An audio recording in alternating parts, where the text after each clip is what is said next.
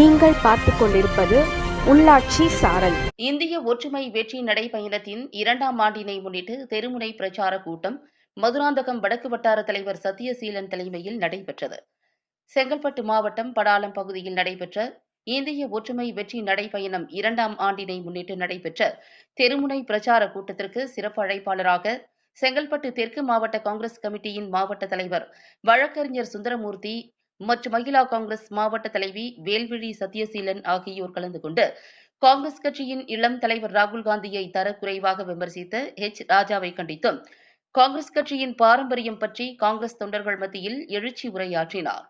இந்நிகழ்ச்சியில் மதுராந்தகம் வடக்கு வட்டார தலைவர் சத்தியசீலன், மகிழா காங்கிரஸ் மாவட்ட தலைவி வேல்விழி சத்தியசீலன் மற்றும் காங்கிரஸ் நிர்வாகிகள் முகமது ஜாவித், கோடீஸ்வரன், வெங்கடேஷ், செந்தில், தயாதயாளன், கோவலன், ராஜா, பென்னி, பூபாலன், ராஜேஷ், அசோக், விஜய் மற்றும் மகிழா காங்கிரஸ் உமா மகேஸ்வரி, சரளா, செல்வி, அஸ்வினி மற்றும் காங்கிரஸ் கட்சியின் தொண்டர்கள், நிர்வாகிகள் 200க்கும் மேற்பட்டோர் இந்திய ஒற்றுமை வெற்றி நடைபயணம் 2ஆம் ஆண்டு தெருமுனை பிரச்சார கூட்டத்தில் கலந்து கொண்டு சிறப்பித்தனர்.